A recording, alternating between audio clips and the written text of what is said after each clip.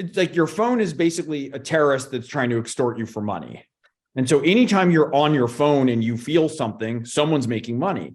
Yeah. So of course, here it is that it's a tool that we need to use because, well, some of us do, right? Some of us don't. We could always go off and live in a yurt and have a different existence that makes a lot of other kind of sense. Yeah. But if we're trying to integrate in the world, we need it. But I mean, imagine like these phones are so dangerous in certain ways if they're not controlled.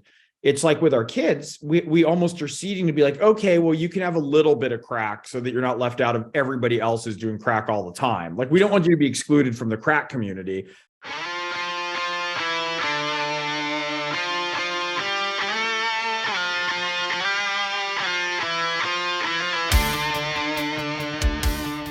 This is Jonathan Pajot.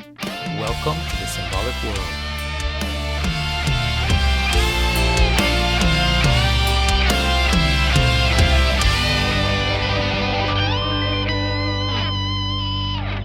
All right, so hello, everybody. I am very happy to be here with Gregg Hurwitz. Gregg has been on my channel before. You might have seen him. He's also been involved with Daily Wire, the Exodus series that we're doing. We've had great conversations. You might have also seen the conversation between Gregg, myself, and Jordan about Jordan's tweets.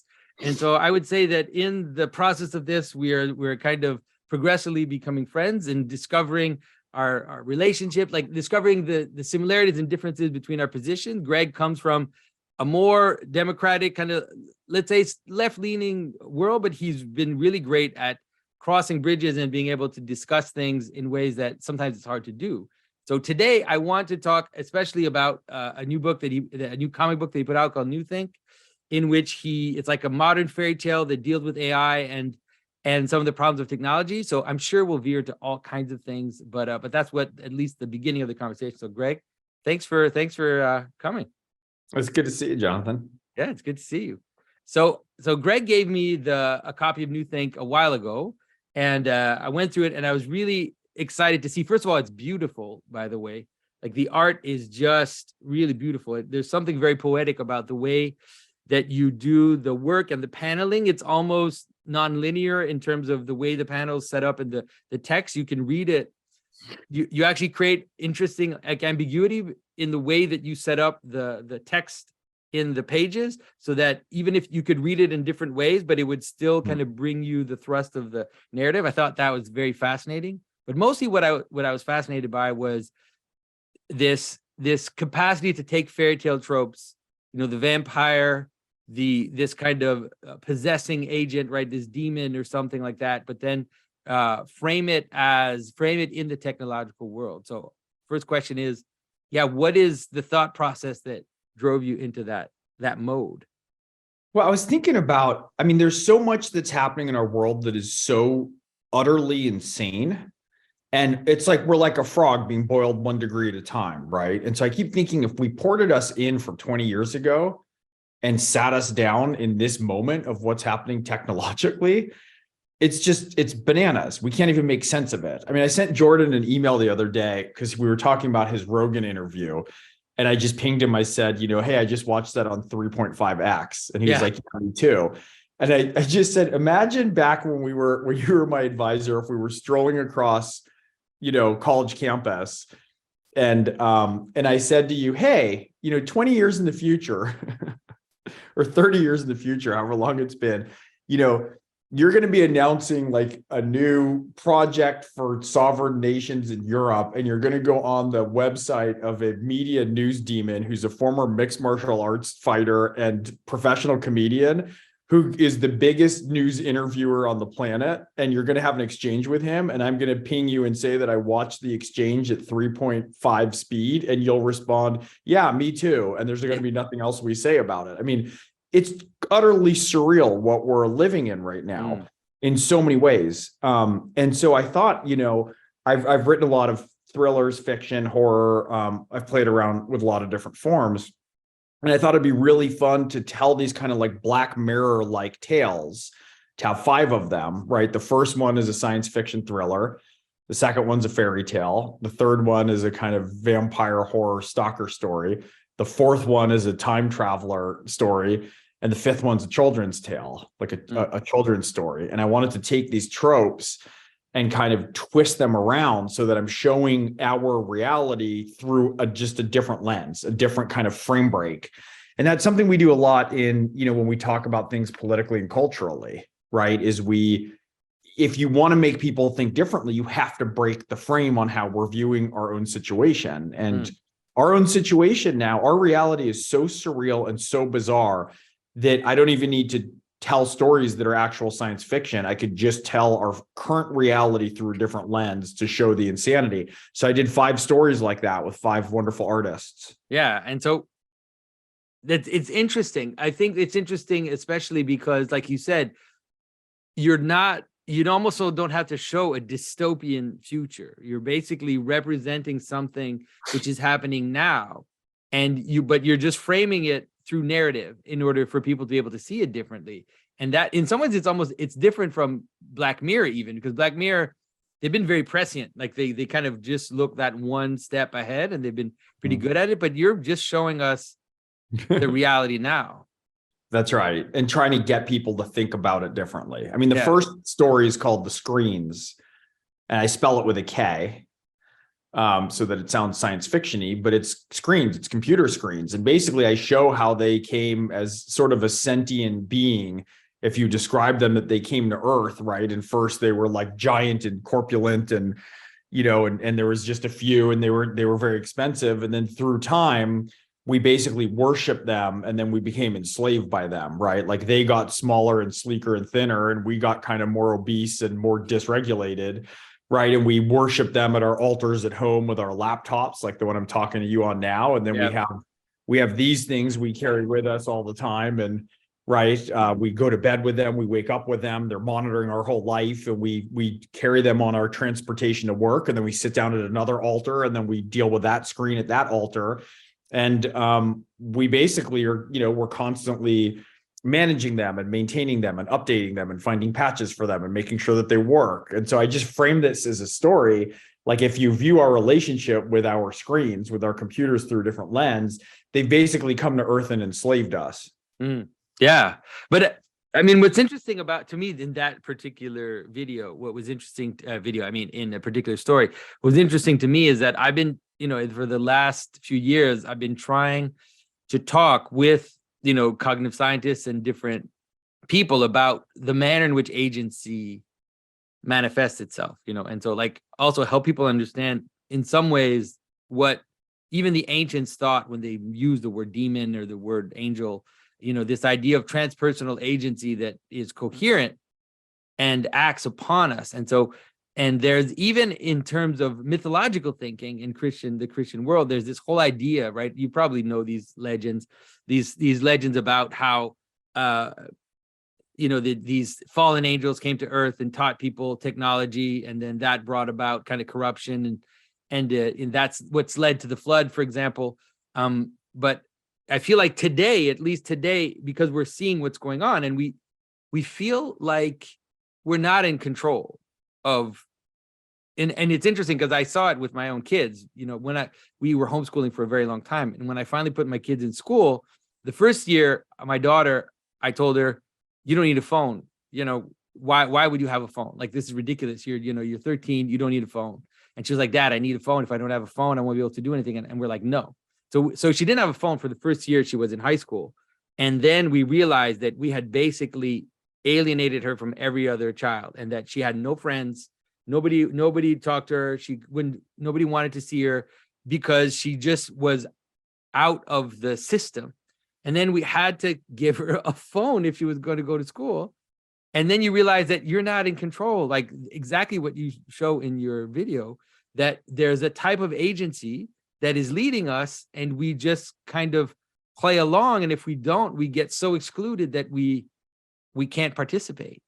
That's exactly right. I mean, I've been through this, with both my daughters in different ways, but my youngest daughter doesn't have anything. I mean, she has a phone to text, but she herself got off Instagram eventually. But I mean, the way I think about this is it's like, we all know so look, I'm powerless in the face of it. If I go on Twitter every day, if I'm let's say I'm out on a book tour and I'm checking like, reviews and where I'm supposed to be and stuff, I actually can see that my attention span is getting fragmented, right? So my own agency, my own intelligence, such as it is, my own training, it's not better than teams of addiction specialists hired by a social media company backed by deep machine learning algorithms.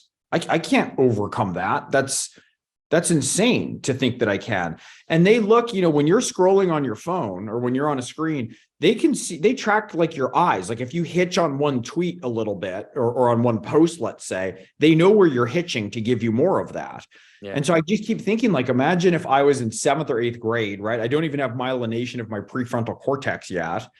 And I'm being bombarded with the most salacious possible gossip that's designed algorithmically to target my anxiety, outraged, lust, right? To keep me glued to that screen. It's like your phone is basically a terrorist that's trying to extort you for money. And so anytime you're on your phone and you feel something, someone's making money.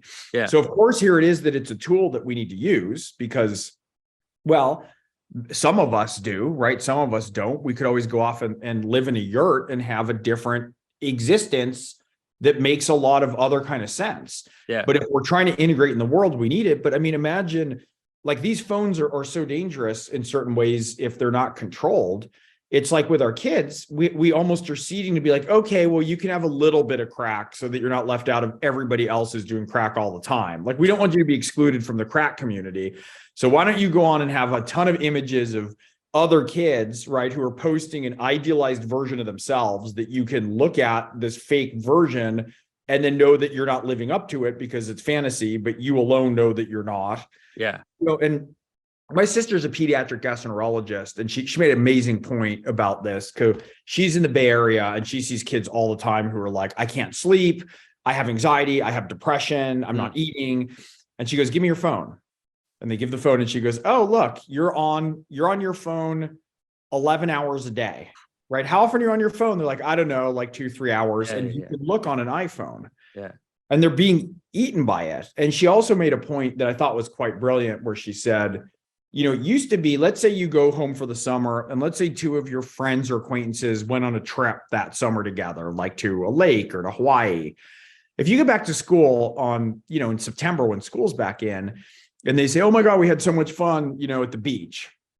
You feel really bad. And then you go to homeroom and then you go to recess and you move on. But now you're home. And every single day they're posting, like you're looking at these other kids where you're not posting. And what they're not posting is the fight they got in, or the fact that there was a jellyfish sting, or the fact that someone was super passive aggressive and they had a big fight, or that someone's boyfriend was mean, or the food sucked. They're posting these posed versions of themselves. And it's constantly in your face, this like sort of fake reality. I mean, that's even before we get into the filters. Yeah. So how do we navigate that without becoming like Luddites, right? Because that's not going to be helpful either if we like exclude our kids from the modern world. And so it's an unbelievable challenge that I don't think we've figured out the appropriate ways to turn the dials on. Yeah, definitely. And what's interesting is, like I said, the notion that it experience as agency on us to a certain extent, and it has its own logic and its own kind of moving its feet in the world. That a good example is even now, my kids, the same with my youngest daughter, we try to hold back the phone as long as possible, but then the teachers give people their homework in class on their phones. Mm-hmm. So if you don't have a phone in class, you can't even function because the teacher is literally giving the assignments and will give quizzes on people's phones. It's like, so my wife was a psychologist, so she was in the field for a lot of years, which is great because she was very practical. She worked with like child prostitutes and kids one step before juvie, and then she went and taught. So she had a lot of clinical experience to bring to bear. And one of the things she would do is have her students get off their phones for just a long weekend, 4 or 5 days, and keep a journal. And they exploded. They were sweating. Some of the kids in her class didn't know how to turn their phones off. She had one person whose wife was emailing her because she thought that he was having an affair by not responding. Like, right. lost their mind. And the other thing that happened is she had students who were dating, and what they realized is whenever they had an argument, they couldn't have an argument face to face, so they'd have to leave and then resolve their stuff over texting, right? And so what was very interesting for me about that is when we talk, and in particular if you sing, for instance, we have immunoglobulin B, right, which is a great autoimmune booster. Like if you sing, especially if you sing with other people, especially if it's in a choir. So here we are back to the sacred, let's say. Yeah. It boosts it, right? If it's a performance, yeah, it boosts your sort of immune system as you're singing, as you're using your mouth, because our tongue's wired to our brain, is wired to community. And so as increasingly you see kids kind of flatter of affect, right? Like we all have that story where we sound like cranky old people. We're like, these kids are so disaffected, right? Like they don't know how to express or make eye contact. But if your whole expression is that your face is blank and you're here and you're using a special language that's designed, right, to make it easier for the phones, not for us, or to make us more malleable for the phones, giant laughy, cryy face, LOL. And I've seen people do that where they're deadpan, LOL, rolling on the floor laughing, right? And they're deadpan. We're actually moving off our evolutionary design. You're not moving our mouths. We're not engaging, right? If you're in a conversation with somebody, oxytocin is the bonding hormone, right? Yeah. That there's a release, and that's not just for intimate engagement where it occurs, right? And not in individual engagement, let's just say, but it's also in conversation among friends. And so if you're talking and you have a close relationship where you're focused, I forget the amount of time, but there's an amount of time if you're sitting in a discussion or fellowship, whatever you want to call it, with close friends, there's a release that you get of a bonding hormone, right? But if you have a phone out and you check it every so often, you don't get that release. And part of that has to do with us checking a close visual field, far visual field, close visual field, far visual field. It's triggering different parts of the brain. And so we can't settle into something that actually derives feelings of kind of bonding and community. But also, your mind is also just split when you're doing that. If you're with friends, but you've got your phone and every time you've got a chance, you just kind of check to see what your notifications or whatever, and you are not there. Like you are, your attention is split. And it's also weird because you think about this, like, let's talk about this in mythological or religious terms. It's like, we're not God. We're not supposed to have access to every single thing, every person in our entire community that's even unimagined. Like, oh, that guy who I had, I was in Little League with, and the girl I had a crush with in 5th grade, like, oh, how's she feeling about her cat or President Trump right now? It's this inundation, right, of information. And there's a sort of arrogance to think that we can moderate and dip into the entirety of the world. Yeah. Of course, it's like, again, what are we going to do? Because we can have a discussion, when the fabric looms were introduced, for instance, Austria's entire peasant class, I think this is in the 1800s, was relying on making money with their hand stitching. So they just shut it off. They had an authoritarian state and said, no, we're not going to accept them, right?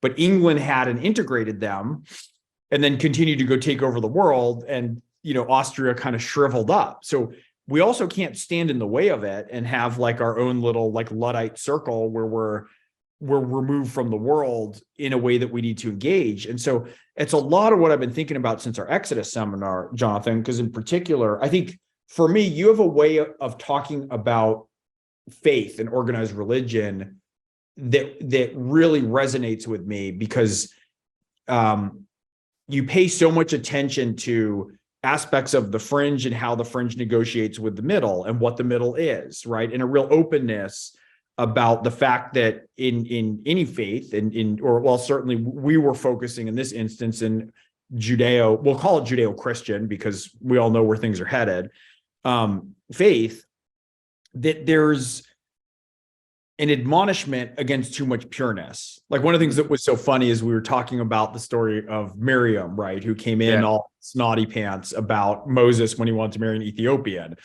And she was, clucking at him that he shouldn't, right? It's too much outsider, right? Skin color doesn't match. And in one of the great strokes of humor in the Old Testament, God came down and turned her snow white. It's like, oh, you want to be pure? You want to be too pure? How about if I make you glow and now get out of the camp for 7 days?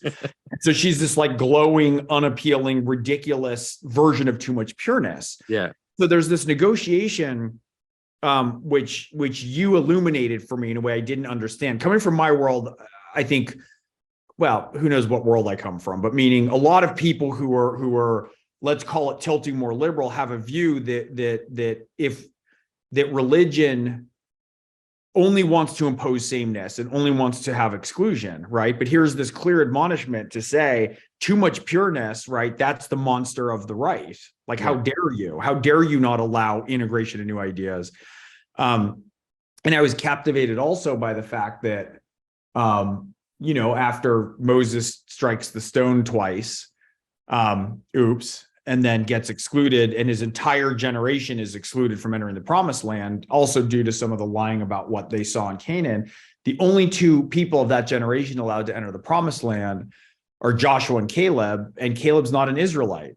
Yeah. So it's like 50% of the elders who enter the promised land are foreigners, right? Like, why is that, right? That's not a lesson of ultimate purity.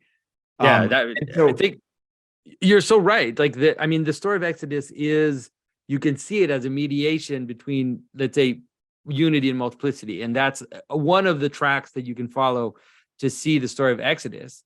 And if you do it that way, it's very powerful because, in some ways it talks about the mixed multitudes. There's a few times where it uses that term. And there's a sense in which that's not good. Like, you just don't want just a bunch of different people that coexist together without any sense of unity. But then there's a covenant that binds them together, and that actually makes them participate. But in that participation, there's different differentiation, and there's all the tribes continue to exist, and the strangers also exist in the land. Like Caleb says that Caleb gets the fringe of the camp, gets the outside of the camp, so he participates. He's not totally on the inside. He is, but he has the border, let's say.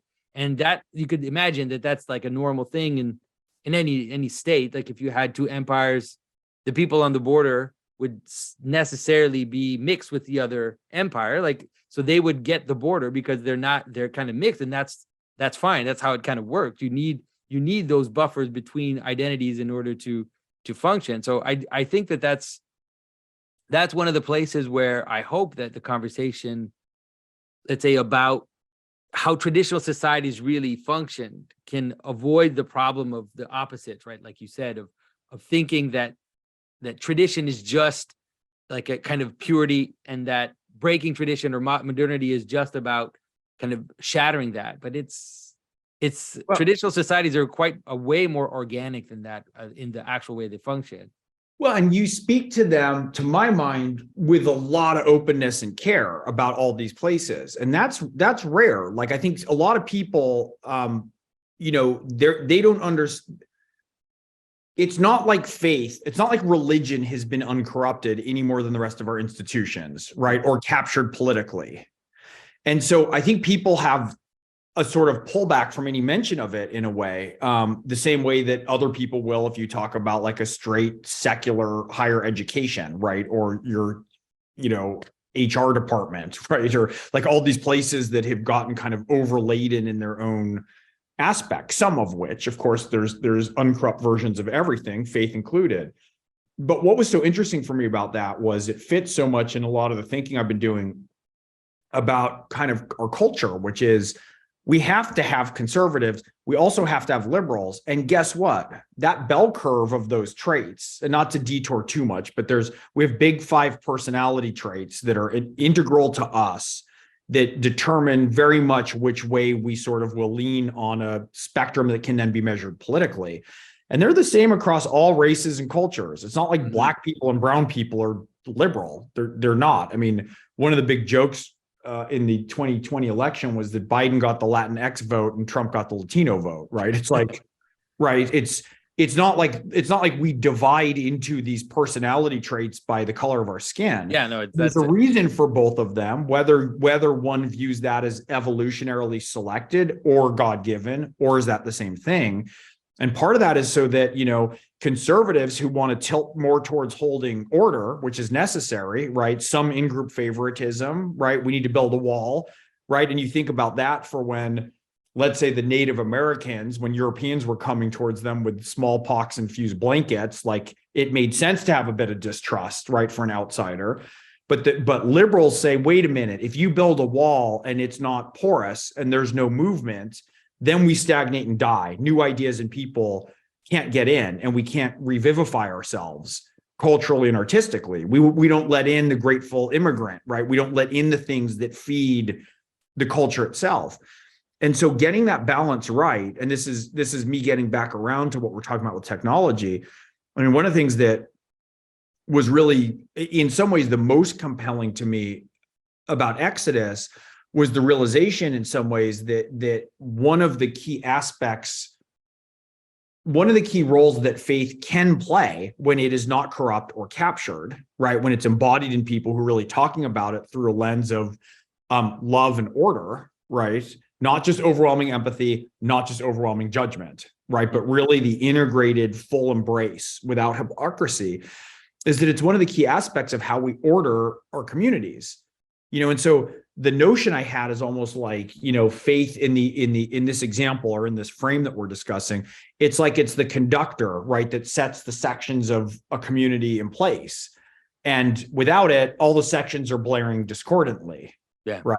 But it also doesn't mean you don't want the conductor to go sit down in the sections and play the flute and play the trombone and do all that. That's not the conductor's job either, right? Yeah. You can't have faith shot through all of society, because then everything becomes too uniform.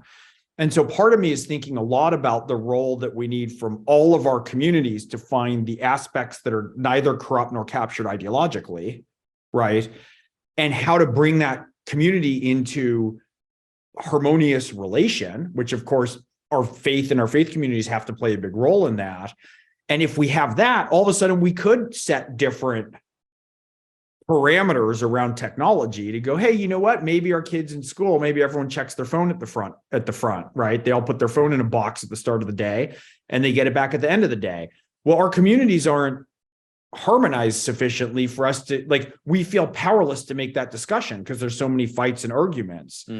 Right. And I think a lot about, with TikTok, I'm going to get some of the specific facts wrong, but some of your viewers, I'm sure, can correct or update this. But, TikTok it's kind of like a massive psyops operation, right? I mean, it's from China, they put it here, all those filters. Look, I'm a bunny. Look, I'm a unicorn, right? It's capturing facial recognition. And in the US, one of the things that they've done in their export is to lower the amount of time that each video will take place. So it's something like, it used to be 14 seconds, then they lowered it to 12, now they lowered it to 8. They're just scissoring our kids' focus and delay of gratification and attention span and ability to focus. It's literally doing that. That's rewiring the prefrontal cortex of our kids. But in China, they're only allowed 20 minutes a day, and it has to be educational. Yeah. So it's like at home, they're eating broccoli and then they're exporting heroin, right?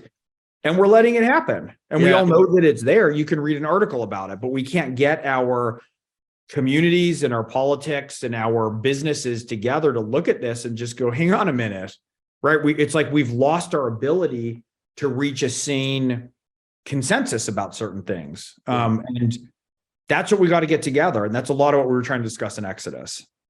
And I think what's interesting, though, about technology that's fascinating, because in some ways it kind of raised the alarm in the sense that one of the things that I try to help people understand is that religion ultimately at the first stance has to do with attention, right? That's what it has to do with. So it's worship. That's what it is. And so I think that many people, they don't totally understand, like, why worship? What is this thing? You get together and then you sing songs, you sing songs to God and you all pray to God. It's like, it seems flaky and ridiculous, but the idea is to understand that it's attention that binds us, right? Common attention is what binds us together. And so if we're together and we're focused on the same thing, like in a sports team, for example, then that will bind us. Like, we'll experience togetherness in a way that is hard to describe. If you know that we're all trying to score a goal in a soccer game, then all of a sudden it's like things start to move together. You start to be aware of the other person without thinking. You make a pass without looking. The person is there for some reason. It's like this magical cohesion that happens as you're moving towards a purpose. But that has to do with common attention. So religion and faith, what it tries to do is to identify what's the highest point. Like, what's the highest point of attention? What's the thing that can bind us the most together in the most important way and the highest way? And so you could say, I mean, a simple way to say it's like, if we all stand together and worship the creator of the universe, who is also the God of love, who loves us and made us in his image, it's like, maybe that would be the highest point of attention that would bind us towards, and then things will flow down from there. And so one of the things that's interesting about the whole technology question and the capture of the screens that you talk about in New Think is that it's doing the opposite, literally in the algorithms, right? What it does is that it identifies your idiosyncrasy, and then it feeds you more of that idiosyncrasy because it's the most immediate way. Common attention is hard, right? It's difficult to work together towards a purpose, but like that little kick of like, get what you want in your little private desires, that's easy to give you. And the more I give you that, then we're actually kind of fragmenting ourselves. Of course. I mean, you think about it, like a 12-year-old boy with an internet connection right now has more sexual images at his disposal than in a 5-minute surfing through the internet than his predecessors generationally to the beginning of time. Like, a 12-year-old boy's brain is not designed for that. That's like injecting cocaine directly into the lizard brain. It's insane what that is, right? And, so we were there with a good friend who is a giant AI brain who I was joking is like baby Hitler. Like, we just have to take him out now, right before he ends the world. But then, of course, the answer is like, well, if someone's going to do it, it's better if I do it, or else the wrong people are going to do it. Like, we're in this runaway train situation. Yeah. But if you think about it, we all know our silos. We all know our news sources. But the opposite of it, with AI, I think what's coming with AI, I don't think secular society has the answers for it unless it also thinks symbolically. Yeah. One of the things I want you to bring up, because you, in another discussion, you had this interesting point about AI and how the danger of AI devolving it into individual idiosyncrasy, and how that at some point can't hold. Maybe you can go through that, because I think it's very fascinating. Well, I mean, so you're talking about this with faith, right? There's a higher purpose that's binding people, whatever that means. And let's say that there's versions of that in secular society as well for people, right? Whether it's the Constitution, whether it's art, when people are together creating art, when you're in a symphony, right? And we can discuss, like, I think there's a reflection of different light on those activities also, right? So, but we needn't detour here. Well, even the fact that we all have cultural markers that are the same, right? It's like we know that Bach is important, Beethoven is important. Like, we know that these works of literature, that we can read them and then talk about it because we've all read them. So there's a kind of commonality of attention that holds us not at the highest level, but at a pretty high level, nonetheless. Right. And even television, right, which came on and everyone thought it was the plug-in drug and it was going to be the end of the world. And my parents did not let me watch television when I was growing up because they were convinced that it was, the end of any focus. But we used to have appointment viewing. Everyone would wait to see, like, next week, like as a generation, as a community, right? You're waiting to see, what's going to happen with Heather Locklear on the next episode of Melrose Place. Like, people were talking about it. Things got revealed. The last time we really had that, I think, was Game of Thrones in a significant way. So basically, everyone used to wait, like, what's the new episode? What's going to happen next week, right? And as soon as we went to streaming, it's like, oh, this is so great, right? Netflix drops a whole season. I get everything at once. I don't have to wait.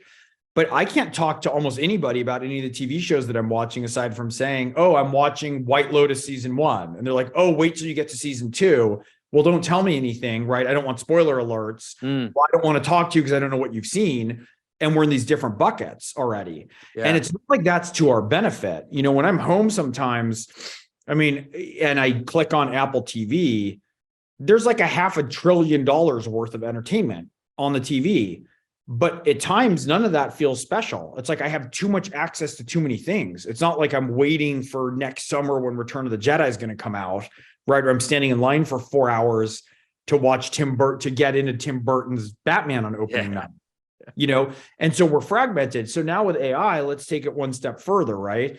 Well, my book series is called Orphan X, right? There's one book that comes out every year. Everyone can talk about it in my community. I go out on a book tour. Well, what happens with AI when everyone can have their own version written for them, right? Where they say, well, I want an Orphan X book, but I don't want any harsh language and I don't want any threat to children. And I want to adjust the words down to a high school reading level and I want it 30% shorter. Okay, there's your Orphan X. And somebody else says, well, I like the real violence. I want it more grotesque. And I want it to be, epic and longer. So there's theirs and there's theirs. And so you do the same thing with music, right? And we start to do the same thing with all of our AI interactions. We're doing a version of this with our friends of who we're liking and unliking, right? We're curating our relationships. We're curating our communities. We're getting rid of things we don't like. What if we say, well, I want to hear from my uncle, my crazy uncle, but I don't want to hear anything that is his political views or anything that's politically adjacent, right? So now what comes in, and it could be over text, over social media, is my safe version, I think safe of him. My uncle. And my since I don't see him anymore, like we don't have meetings, then I can almost live in that illusion of my uncle and it's fine. That's right. And by the way, I'm watching TV shows created for me, reading books created for me. There's news stories. And this is what my friend was saying. He's like, we're on the verge where we can write a different news story. Let's say it's about the war in Ukraine. That can be tailored around the biases or outrage, let's say, if it's for nefarious reasons, of every member of your family. So all 5 of your family members are reading a different news story that hits their emotional triggers differently. Everyone's reading different news. And so all of a sudden we're like in WALL-E, the Pixar movie, where we're just kind of floating around, ingesting things, right, coming into our system in our own little isolated bubbles. Yeah. Well, that feels metaphorically or religious speak, that feels pretty distant from God, right? It's like a vision of hell. Yeah, no, that's a great image. Like it is a vision of hell. Like you're alone and you're in a circle of your own desires. And the capacity you have to be with others is being diminished. So to a point where, it's very difficult to engage with people that aren't exactly in the same line as you, right? Exactly, almost like little mirror images of you. We're diminishing our ability to assimilate and accommodate information, which Pajot, the great developmental psychologist, talked about. That's the moderating aspect of development, right? It's new information. What do you accommodate? What do you assimilate, right? What are things that come in? And we have no idea what's good for us. We have no idea what's good news or bad news in the short term. There's 100 parables about it, right? And we don't know if something comes in that's traumatizing, that feels like the worst thing that ever happened to us, that 3 years later you go, wow, that's something that fundamentally changed my life based on my suffering. Who's going to choose awful suffering for no reason up front if you have a choice, right? Yeah. So we're losing the skills of like, who knows when it's challenging, it's rewarding, but challenging for me to go have a conversation with, let's call it 10 of the most brilliant conservative minds in the Western world about religion, about the Old Testament. It's a different kind of corner of the universe where these ideas are being, and it's a range of ideas, right? It's like Ben Shapiro's very different than Os Guinness, is very different from you, is very different from, and there's this kind of whole range of different ideas. And there's so much where you have to modulate between holding your center and accommodating new ideas and having humility, but remembering there's a very firm disagreement with some aspect of somebody's of thinking. And that's a skill that you're building. And we're not only diminishing our world perception, the worlds we live in, we're diminishing our ability to even contend with difference in any way that is illuminating. Yeah. And I think that actually does explain why the Exodus seminar is so popular for the strangest, like so strange to realize that this, talk about talk about 16 hours about a book and not get through it with a bunch of people and people, and like like 60% of Daily Wire subscribers watch it. But I think it's because in some ways we are modeling, the possibility of what you're saying, the possibility of difference coming together, or difference looking for an honest recognition of things we can see in common while recognizing the difference, And of course. Sorry, go ahead.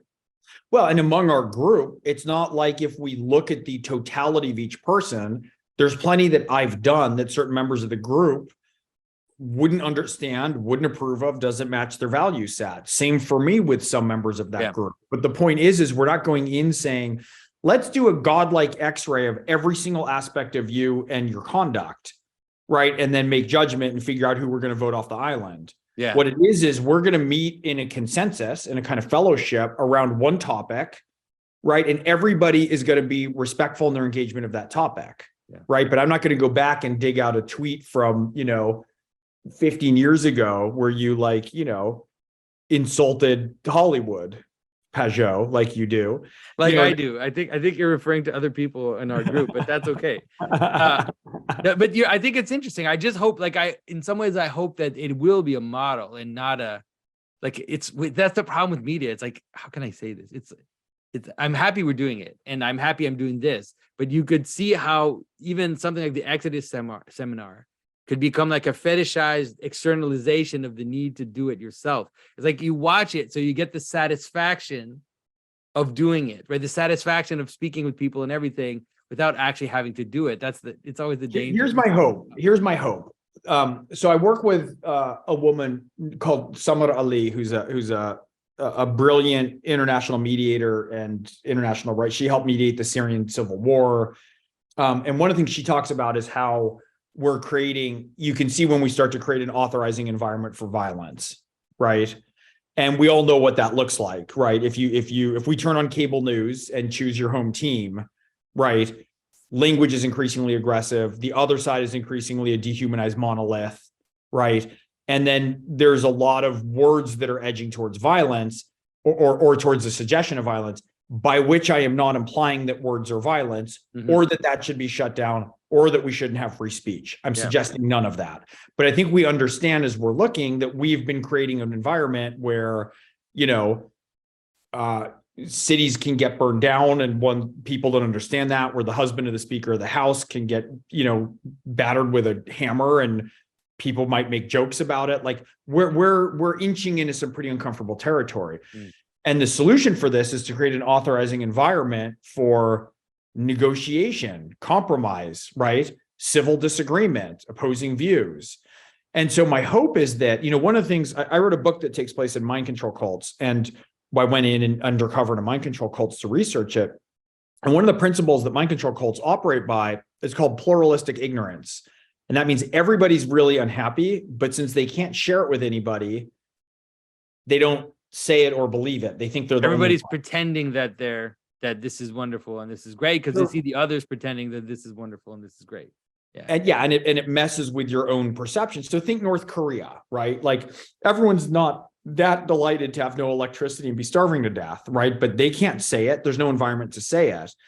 And if you speak out, there's some risk or danger. Obviously, the risk and danger and the courage that takes in North Korea, we're not holding a candle to, right? For the fact that we're risking what we call cancellation or kind of outrage or reputational financial damage.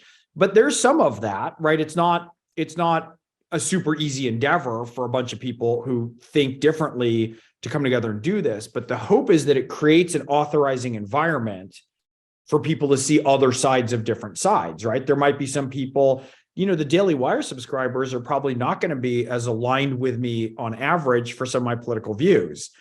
But ideally, if they see me there talking and engaging in a different way, there's an understanding that we can have negotiations and disagreements in ways that are much more civil than we're seeing in social media, maybe in the world, and vice versa is the hope. And by doing this and by trying to model thinking and talking from kind of different perspectives, even as you and I do, in our friendship and in our public engagements, whether we're, like berating Jordan for his tweets, and berating's the wrong word, right? It's like a loving discussion about ways that he might be able to more maximize the ability for people to hear his wisdom is the fair version. But I like to just say berating him for his tweet because it was really funny. But, you hope that people can see that modeled, and it starts to create an authorizing environment to say, I want to start saying what I think more. I want to start telling the truth more. And I don't have to scream somebody else down because I can't possibly contain it, right? I'm so dysregulated emotionally. I can't possibly talk to Jonathan Pajot because here's an interpretation of the worst thing he's ever said, and I can't even comprehend it. He must be deplatformed. He can't be listened to, right? Or with me. And instead to recognize that not just that, but also the ways we might be prevaricating in our own communities to kind of fit in, because we really need in-group protection right now. It's really not safe to not have an in-group that's got your back right now. And so are there certain ways where you think, well, this part's gone too far on the right for too much purity. This thing's gone too far for the left and too much hybridization, but I can't say anything because I don't want to be those other guys. I'm not going to be that across. I'm going to just let that go. And it's like speaking truth, right? That's our Solzhenitsyn, right? Like, don't say little lies all the time. And so we're trying to model that, and let's hope that there's some measure of success and it doesn't just piss people off. Yeah. It's difficult to navigate the things you're talking about. Like if you the way that I always analyze things is I always try to apply it at different levels in my mind. So it's like I think of, let's say, a family, for example, and that you realize that, in a family, if you want the family to function, you have to kind of let some things go because it is in some ways the inner group. And you also have to kind of iron over some of the pleats, like some of the things that are complicated, or else it's going to get stuck and it's going to the wheel's not going to keep turning. But then at some point that can become a problem, right? If you have serious problematic patterns in your family and you keep ironing them over and you keep ignoring them and you keep kind of wanting to smooth it out so that things function, then at some point it can lead you into disease, really, into a disease pattern. And so you have to find that weird balance. And it has to do with, in some ways, with that weird balance between something like rigor and mercy, something like, focus and openness. Like it's like a dance that you have to play so that you avoid the dangers of either. Because because sometimes when I hear someone's like, just tell the truth, it's like, when I hear that, I'm like, well, and I know Jordan doesn't mean it that way, because Jordan is very thoughtful about the way, most of the time, he's very thoughtful about the way that he tells the truth, because he knows that some truth can be said with a bad intention, right? And that, if you're in a couple or in a family, it's like you can say things that are true, but that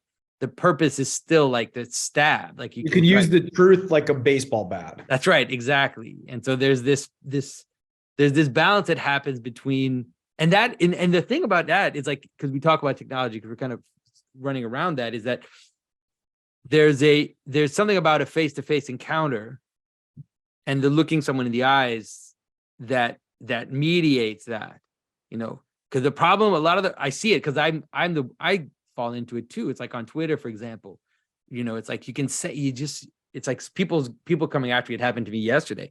Some guy coming after me, and I'm like, dude, this guy's been coming after me for months. Like, he keeps poking me.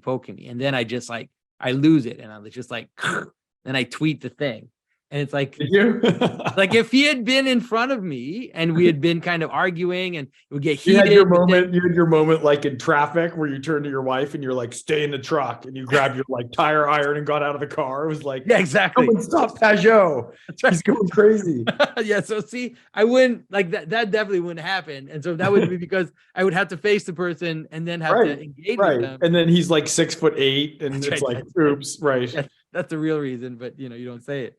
But I'm just saying that there's something about, like, because you mentioned something earlier where you said these young couples, let's say young people, that when they get into a fight, then they can't deal with each other. They go back on their own and they start texting each other in order to deal with it. It's like, man, it's such a scary spot, because texts are cold, right? They have that kind of coldness to it.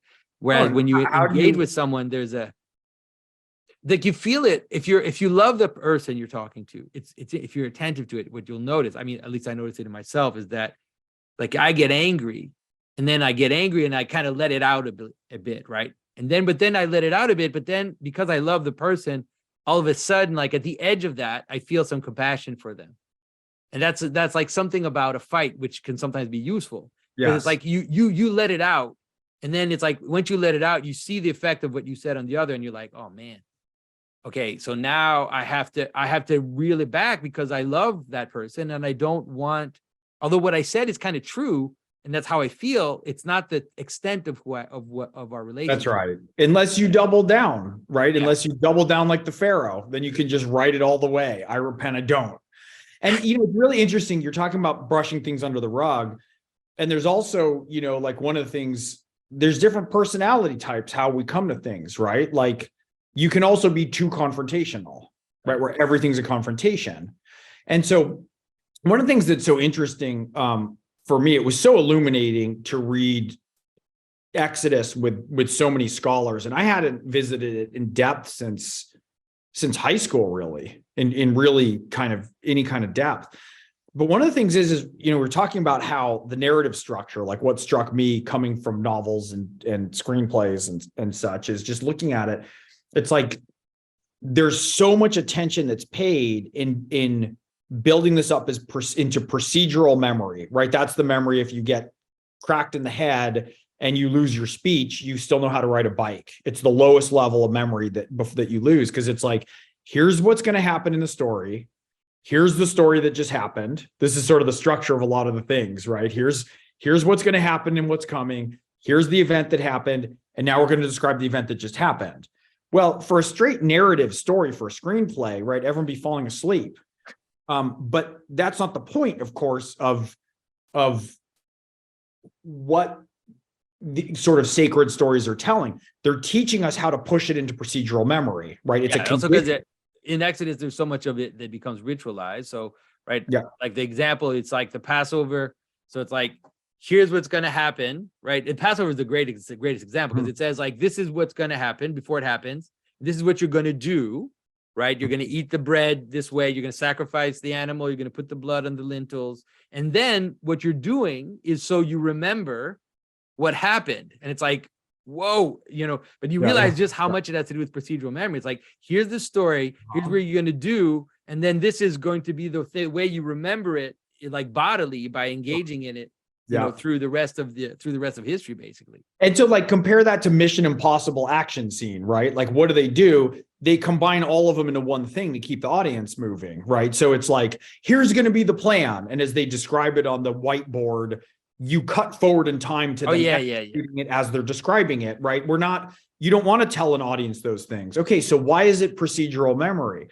Well, part of what I've been thinking about, it's like, it's asking us to be every single character in every single story. So it's not like we all just get to be Moses. We're all also the Pharaoh, right? So when you're talking about figuring out, you know, like, do you sweep too many things under the rug, or are you too confrontational, right? Are you too authoritarian? Are you too permissive?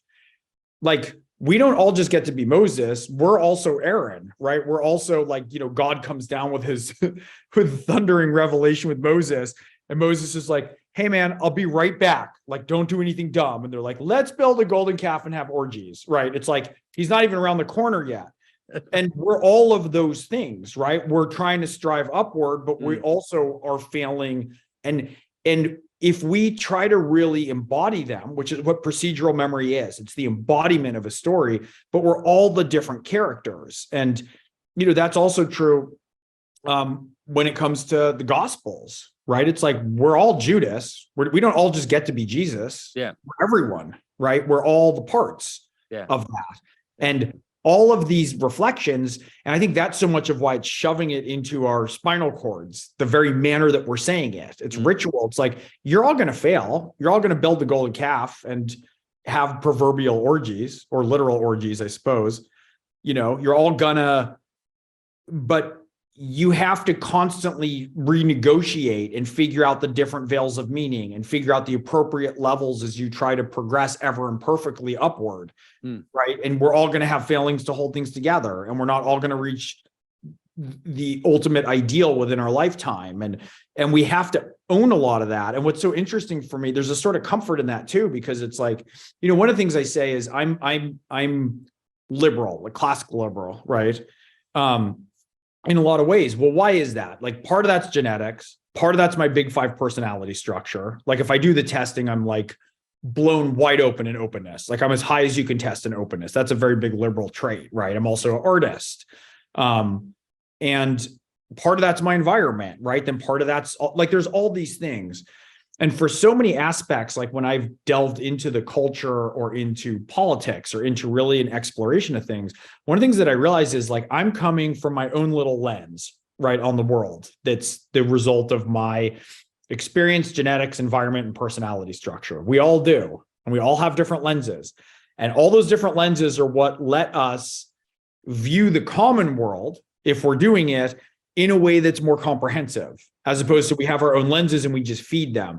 Those really cool shots in the Matrix where it goes all the way around in slow motion action sequence? Like how they do that is they set up a giant like arc of different cameras so that something's being shot from every angle simultaneously. Yeah. We all have these different lenses. And if we can integrate them, we get a very three-dimensionalized view of a situation. Well, guess what? That's how we navigate complex change in the world as a culture. Right? We can't navigate it with this set of cameras that are predominantly conservative or this set of cameras that are predominantly liberal. Whatever that means. What do you think of like the theory that I tried to bring out? I think I brought it up quite a bit in the Exodus seminar, which is that ritual participation that's what it's doing.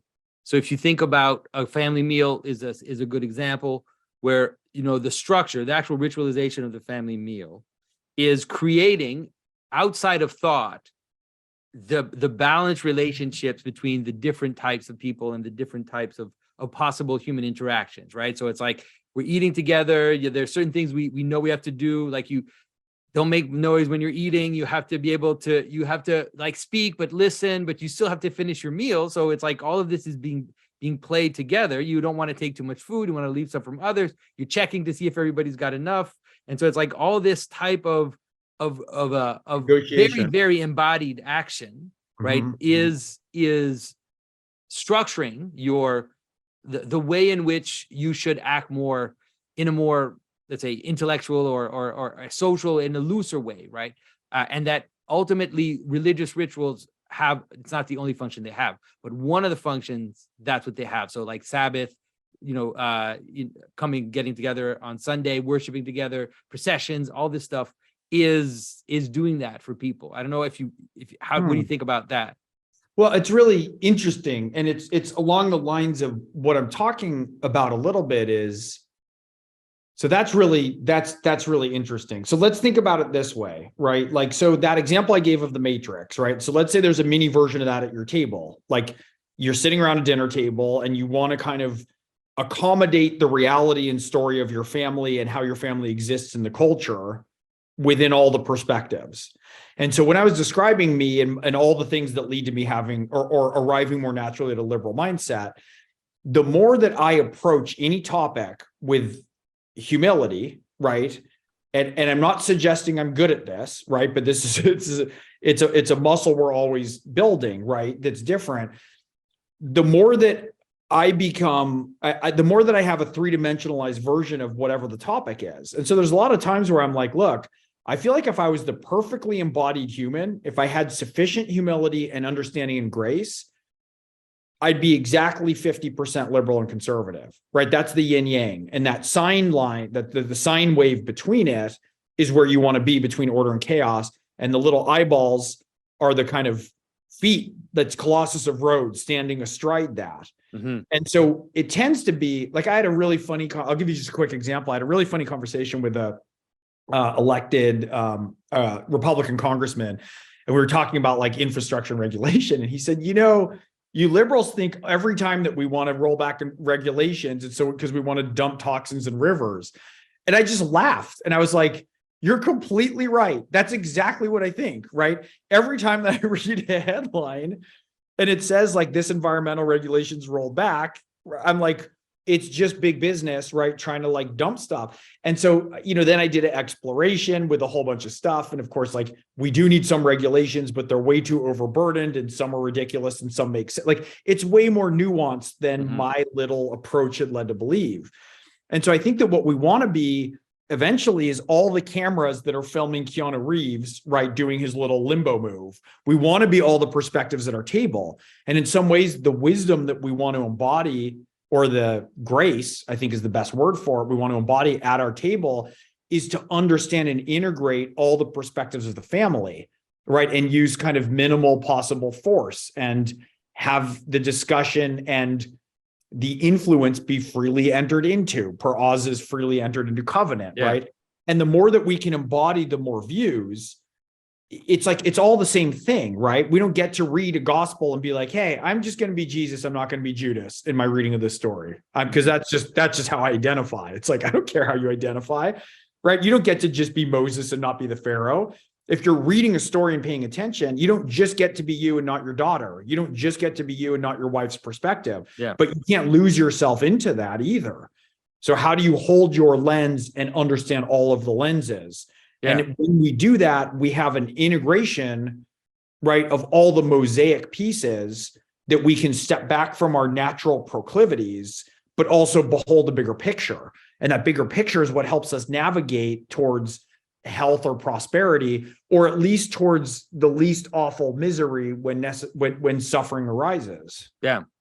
So, I mean, I think that the reason why I brought up the meal is that what I'm trying to push for is I'm trying to push for the idea that if you talk about procedural memory and procedural participation, there's a sense in which there's a lower aspect to this, like a more grounded aspect, but I think ultimately is looking up higher, which is something like, if you know how to pass, and this, it's going to sound boring when I say it, but it's like, if you know to pass food down the table, right? And if you know to be watching other people's glasses to make sure that they've got enough water, enough wine, or whatever, or if bourbon. You have that attention, which is very grounded, and that you're attentive enough to make sure that everybody gets a little chance to speak, even before the content of what we're saying, that there's a embodied procedural reality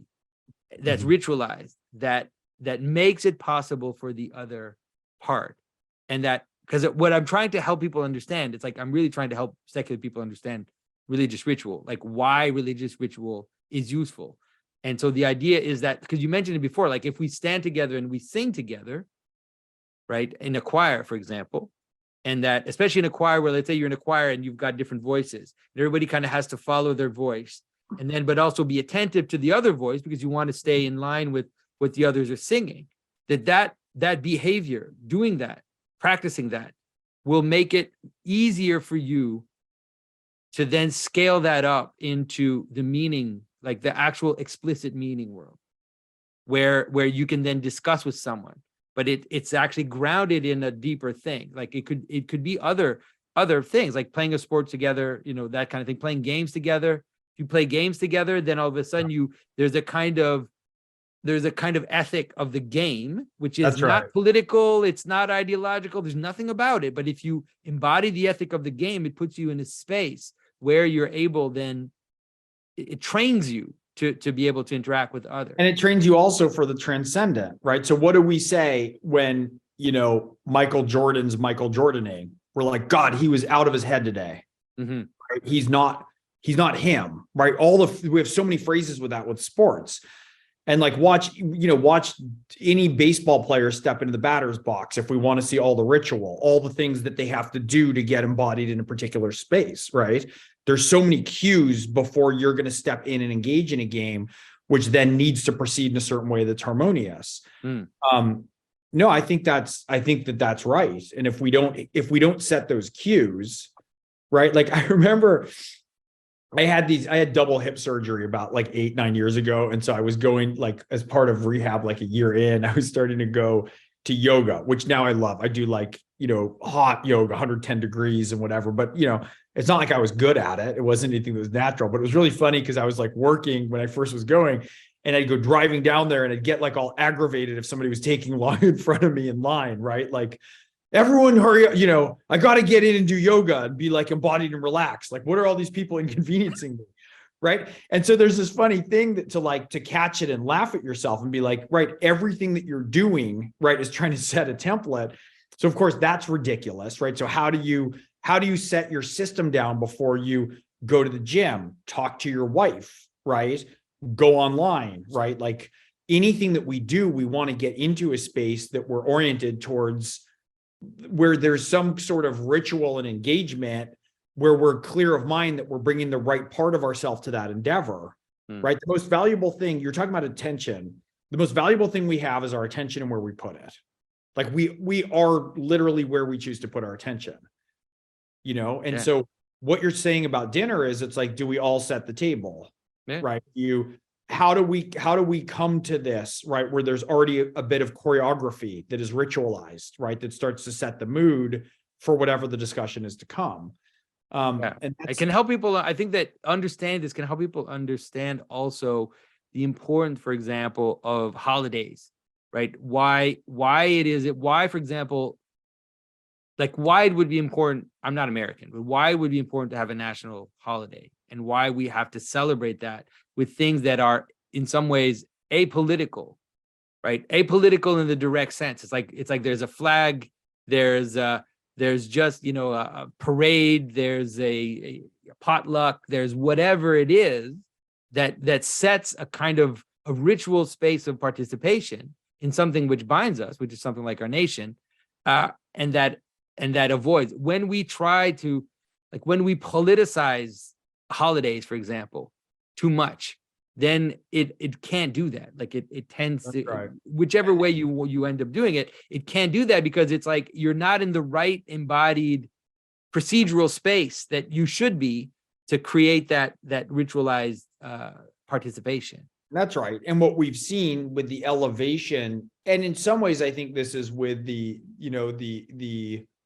leaching out of faith from society, is that politics has filled that void. Right. Yeah. And, I don't have a great explanation for it because it's like you can't just like rush people into faith. And it's not like people have a ton of trust in the religious institutions or in the secular world any more than people in the religious institutions have a lot of trust in the secular world and what's happening.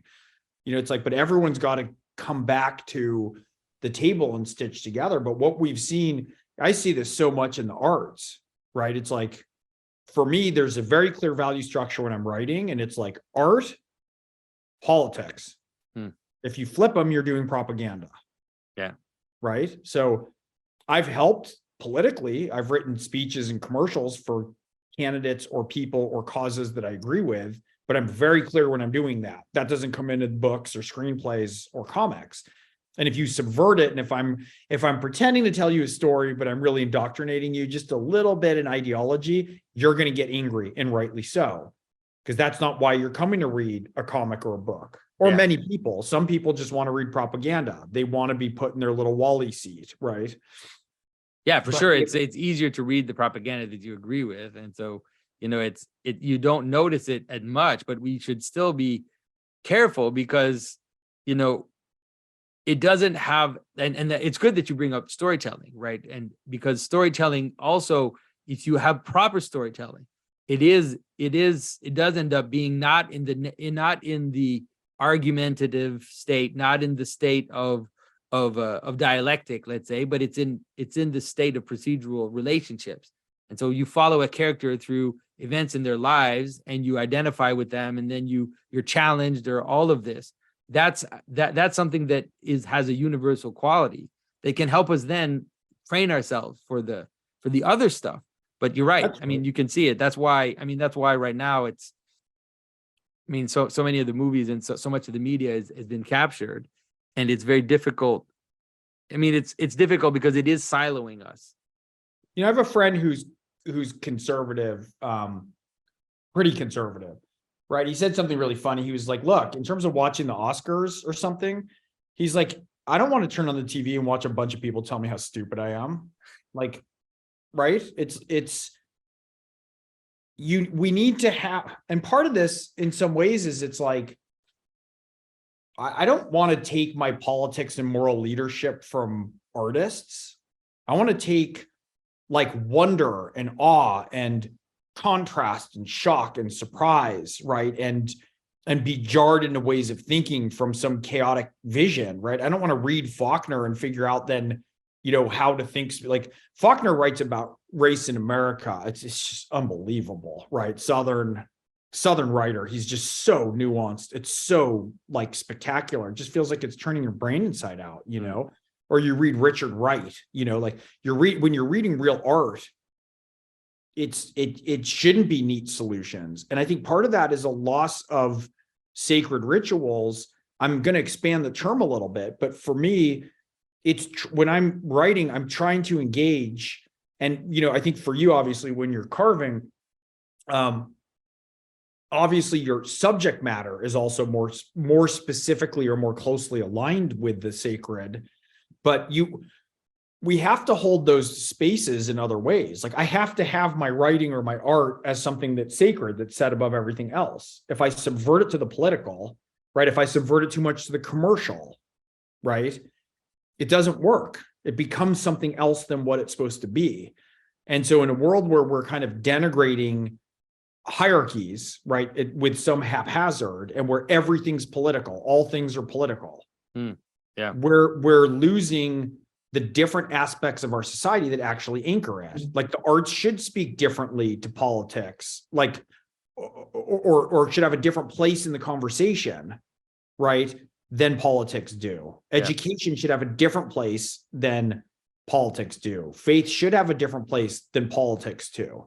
But if we see schools embodying ideology, if we see, faith communities becoming overtly politicized with one side, if we see art and entertainment in Hollywood start to get hidebound ideologically in a different direction, all of a sudden it's everywhere we look. And it's a capture, because I think that's the easiest lever for the hate industrial complex, right? Cable news, fundraising letters from politicians, social media. That's the easiest lever for outrage and terror and fear to have us just hit and be glued to. If we can turn everything about that, right? Did this movie do the wrong thing politically, right? It's just hitting the lever. Did this person do this? Are we using, do you have the proper stove? Are you adhering to the right regulations? Right? Did the right movie get this award? If we can turn everything into that, it's a constant churn of judgment and hate and outrage and insecurity and terror. And also there's a real pride to it too, because then we all feel like we've cast ourselves in this immensely virtuous role in some moral pageant, right? Where we're all, standing forth against the inequities of the ages, or, we're the last voice against mouth-breathing reprobates seeking to tear apart the fabric of society on the other side. That's a terrifying monolith that can't be distinguished. And in reality, it's like, dude, you're tweeting. You're not doing anything special, right? You're tweeting into a void, and you're probably talking to a bunch of St. Petersburg troll farms, right? Or like, we're not doing what we think we're doing. We're engaging in a fake dance with a fake intelligence. Yeah. Yeah. And I think that's why in some ways when I tell people, there's the catchphrase I say go to church. And what I mean by that is, in some ways you have to engage in the human relationships around you. That's like the best way to go about that. You have relationship, you have a family, you have some kind of community around you. And so that's the best place to go, because in some ways that's the place that will have this procedural aspect to it that will ground the other stuff. It's like if you have to, to help your kids with their homework, or you have to do this kind of really grounded stuff that has that's very little to do with the ideology, you get engaged in other people's lives, then it binds you in a different way, right? It binds you in a way. You can't outsource that, It's like I keep, one of the things I say sometimes is that luxury will be the death of us. Right? It's like you could hire someone to go coach your kids soccer games, right? You could have someone else do that. Like we could always be way too busy with our own lives than to do the stuff that's the real bonding. And then it's not even just that you're coaching your kid at soccer, it's that you're driving them, right? And then you have that car time that you're not looking at each other. So there's more information and you're driving them and their teammates. And when they're in the back, they're talking differently and you get a different, view of that. And then there's kind of discipline and there's different rules that you engage with on the field. And then there's different celebrations through, like, there's so much stuff to it versus being like, well, I'm busy, someone else can do that. You lose all of that texture. Yeah. And it's tempting. I mean, I imagine for me, for sure, because there's so much pulling, like it's so much pulling. There's so much to do. Like there's so many opportunities. And it's like, you got to be careful. Family, don't bother me. I'm carving Jesus. Leave me alone. Yeah. I mean, like, what? Like, what? I know. It's like, what exactly? Yeah.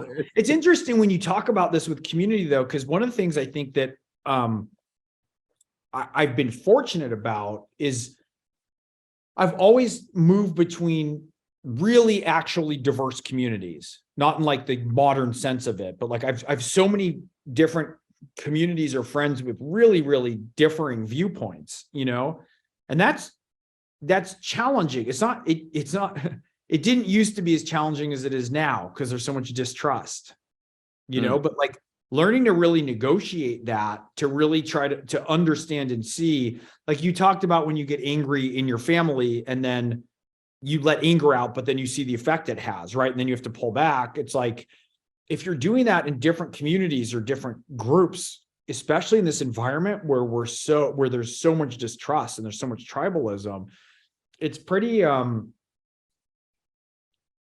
it's amazing because it really, for me, I feel so much kind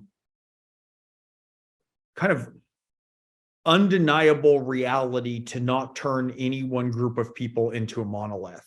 Because once you turn people into a monolith, you dehumanize them. So you can talk about, well, the regressive left, right? Or the resentful right.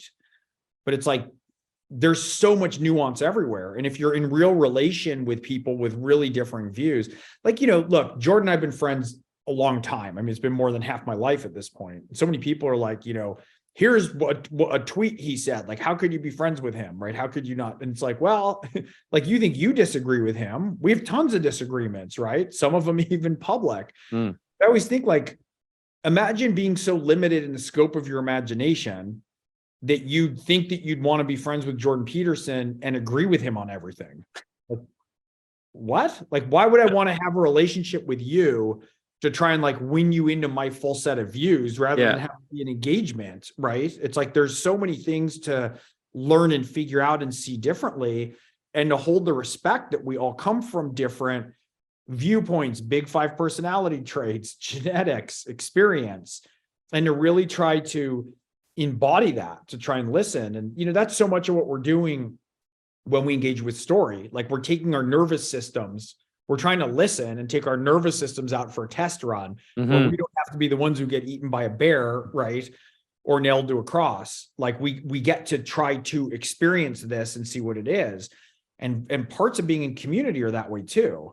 And if we lose that muscle to want to really understand and embody what somebody said, the other thing is that it requires a lot of security to be able to contain your own emotion about whatever political polarizing opinions you come from, to really open up and let another perspective come in and come through. And Carl Rogers talked about that, the psychologist. He was the one who, he was the one everyone makes fun of like, well, how did that make you feel? Right. That he's that psychologist. But he's, one of the things he did was he sat patients up. Like Freud would sit, with his beard and his pipe, and then the patient would be laying on a couch and he was sort of sitting and they weren't facing each other. Rogers sat him up. You're sitting face to face, you're looking at somebody. And one of the things he did was he talked about how, like, to really listen, you have to embody with empathy in your nervous system almost, like what is being told. But then you have to have security. You're not going to lose yourself, right? And all of a sudden come out and be like, I'm not going to come out of Exodus all of a sudden and become like a, Christian warrior for the right, which is like a fear that a lot of people would have for that venture. Right? They're like, what are you doing? Like, what are you doing over there? And it's like, look, it's amazing. Like, if I have a chance to sit down and talk with Oz Guinness at length, That's amazing, right? Do I want to resist that to get as little as I possibly can to make sure I'm always leading with everything that I think first? No, if I can open up to his perspective in a way that then is shared, or that he opens up to my perspective in a way, he's so winning, Oz, right? That it's hard to not be engaged with him. Yeah, for sure. Yeah. But if you have that relationship, it's like there's so much kind of richness. And then you can go away and figure out your accommodation assimilation, right? And then it's hard, it's hard moving between communities right now. It's like re-entry can be hard, moving from one kind of culture and community back to another, but it's so worth it. It's so worth it. So I wanna bring you, because right now you're gonna leave on tour for your new Orphan X book. All right. And so one of the things that I found interesting about that is, we were talking about AI and the problem of this idiosyncratic novel. And you also have a way with Orphan X, like you have a charity that is related to Orphan X, that is kind of trying to connect into the world. So I'd love for you to just talk a little bit about that, because I think it is an interesting way, because sometimes like we talk about AI and like the danger of it coming and like we shouldn't, what do we do? And so I think that you found some interesting ways to connect your literary work into the real world, to give people a sense of participation and community in something that's more than just a novel. Right. So look, as we were talking about that, I mean, really over these last weeks, as we're thinking about this fragmentation with AI, one of the things that occurred to me was, I want to have part of what is going to be special or worthwhile about this, about my writing, about me as a novelist. If pretty soon we can have AI write novels, it's like we can have arguments about the spark of the divine in humans, right? Like there's a human governing aspect for when you create a novel or a series of novels. But I think in some ways, the thing that's the most important, that's at the bottom of it, I mean, it's really obvious in a lot of ways, but it's community. It's the fact that everybody reads the same book, right? I write one Orphan X book a year. And the books are really about, I mean, Orphan X, for those of you who haven't read it, he was taken out of a foster home at the age of 12 as like a very unwanted member of humanity and trained to be an assassin, an off the books assassin for the US government. He was trained up basically to be an expendable weapon. And one of the things that his handler, he's a CIA handler who raises him kind of in isolation and puts him through very, very rigorous testing and training. But he tells him early on, and he actually really loves Evan. And that's one of the things that's a bit different about this. Isn't just that he's trained, it's traumatic and awful. It's also the best thing that ever happened to him, because it's the first time somebody treated him with love and care. But so Jack Johns, who's Orphan X's handler and father figure, Orphan X's name is Evan Smoke. He says to him when he's 12, the hard part isn't going to be turning you into a killer. The hard part is going to be keeping you human. And so the series is very much about his process of being trained under these. He has like the assassin's 10 commandments, right? That he's never supposed to break. But it's very much about the process of him shattering through into a different understanding of, one of the things I say is he never learned the strange language of intimacy. It's almost like he's Pinocchio and he wants to be a real boy. And so it's the process of his becoming. It's the process of him learning to be human in a lot of ways. And so the thing that's the most, I think, important about this is that everyone's not reading a different storyline that's designed just for them. Once a year, everybody can read the same story that comes out. And that's what a fan base is. That's what readers are. That's what community is. That's who shows up when I'm on book tour. We're all there to talk about and discuss one arc that's happening. But one of the other things that happens that I set up is that Orphan X, as you mentioned, there's a charity. So he basically left the program. It's called the Orphan Program at some point, because those two things, being human and being a killer, are like trains on a collision course. Mm-hmm. And he essentially becomes a pro bono assassin. Like, so he can align it with his own moral compass. He's got unlimited resources. He's got an insane skill set. And basically he will help people who are being terrorized by other humans who have nowhere to turn and there's no way the law can protect them. Mm-hmm. And so he has an encrypted line, phone number. It's 1-855-2-nowhere. And if you can call it and you can see if he answers it in the real world. And every time he answers that phone, he says, "Do you need my help?" And so I started a foundation called the Do You Need My Help Foundation, where we go into local communities. You don't assassinate people, I hope. Depends who, Pajo. That's right. That's right. Yeah.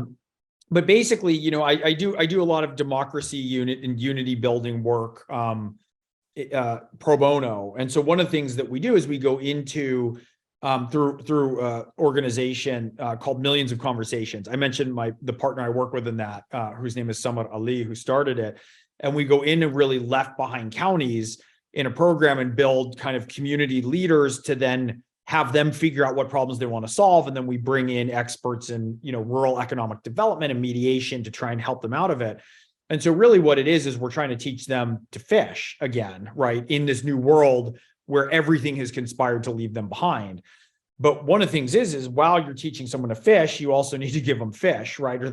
And so do you need my help is something that I set up that's just a stopgap for some of those things where it's like, we had one family in the first place we went was in Grundy County. That's the it's the poorest county in Tennessee. And when we went there, I went there 2 weeks before the midterm elections, and nobody mentioned Donald Trump or Joe Biden or midterms or January 6th or China or immigration.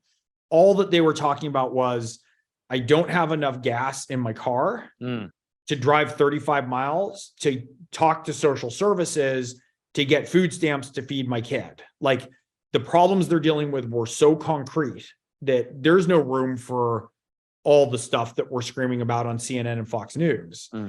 And so there was, for instance, one of the first kind of grant we made was there was a couple there, young couple, his car broke down. There's no public transportation, right? The roads are terrible.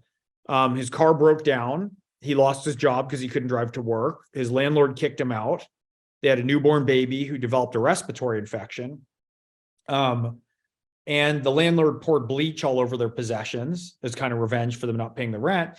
So there's this young couple with a newborn who've always worked, right? He's always worked up until now, who are literally out on the streets. And then you get into all these regulations, right? And issues. So there's local charities who are there, but all of their funding can't go towards kind of this relief in this particular example. Like, they can pay for certain different programs, but there was nothing there where the money had been earmarked to help them. So we just stepped in and got them a motel room for 3 weeks while the task force scrambled on the ground there, and eventually got them a place in longer term housing that didn't open up yet, but they would have been homeless, right? Got the baby medical care, gave them a base so they had somewhere to sleep. And then they got moved into longer term care or longer term housing. And then the husband applied for a job in the military, right? And then needed some help because he failed the math part. So we have somebody who's a military veteran, who's amazing, who's one of the founders of Millions of Conversations. And so we can point them to resources. And so it's just sort of like when this little family kind of fell off the curb into the gutter, it's just this little assist to pick them up and put them back on the curb again, right? And there's other stuff we have, like a bunch of floods destroyed schools in Tennessee, and one of the schools just got wiped out, and we're going to go in and just put in like a rural computer lab. I'm sorry, a computer lab for this rural high school, right? That lost all of that for the students. So we're trying to go in while this longer action plan is kind of being built up, and that's called Do You Need My Help Foundation, so that the readers and the community of Orphan X readers can also kind of participate. And also then the cycle of charity and gratitude stays in the community, right? It's given by and chosen by the task force, not by me, right? Not by me outside the community, right? So that everything stays within there. And so it's just another way to try and stitch this community together around the story. And the story ultimately is about helping people, though of course it's a thriller. So he's, executing. He's killing people. But I mean, in some ways I love it because you're trying, I don't know how consciously you're doing it, but it's basically you set up a narrative that is of course extreme because it's in the story world, it's about assassins, about this, but then you set up a structure and then you're trying to help that structure inspire people and giving them a path for it to inspire people into their real life. Because the problem of entertainment is often that it can just be a supplement, or it can just replace actual virtuous action, right? So it's like I watch movies about great figure that did things that are inspiring, and then I can just go back to sleep. You know where else we found that in a study is that's also what angry political tweeting does. It's Yeah, like, yeah, "Oh, yeah. Same. I did my part today, boy. I really told them off." That's right. And you go back to work, and it's Yeah. like, right beneath you screaming at your hated politician or celebrity of choice, like, what's the cause you're really worried about? If you can peel back all the layers of performative outrage that you're trying to help, right? Do you really care about like what's happening at the border or immigration, or like, you know, how are you trying to fix that from whatever side you're coming from, right? Like, what's the action that you're doing? And Yeah. you're right, it can sometimes just be blowing off steam. But, you know, with storytelling, and I've always thought in stories, like a lot of that is to try and challenge myself, really, because I don't always know what the characters are going to do. I don't know how things will turn out. I'm not just filling in the blanks when I'm writing a story. So it's trying to be about kind of growth out of the chaotic, some organization into some new version of order. But the more that I can have that community around me, both online, and there's a good use of online. Like when I'm online, I try and be about the books and stories and joy and reading, and right, that's a nice way to have an established online community and use social media, at least for me.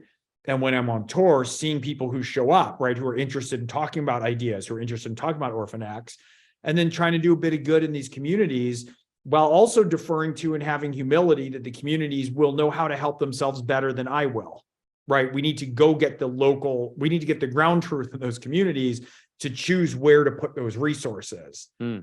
I can't just come in from the outside and say, I've determined everybody needs education. It's like, what?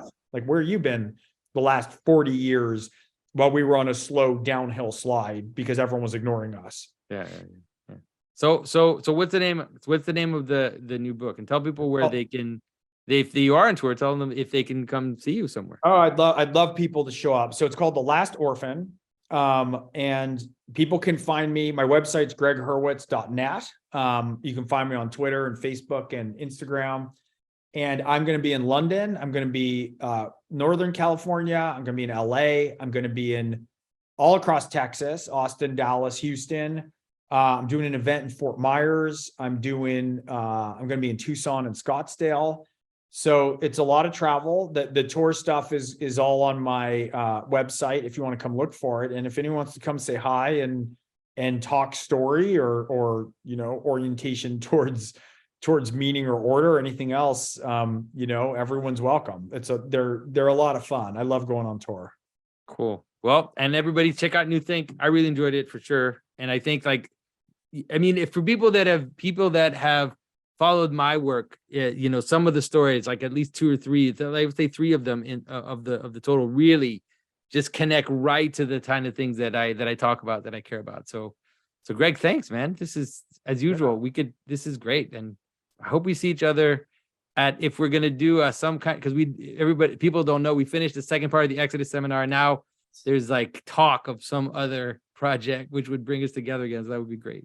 It'd be a lot of fun, but I'll see you before then, I hope. Thank you for having me on, Jonathan. It's a pleasure. Thanks, man.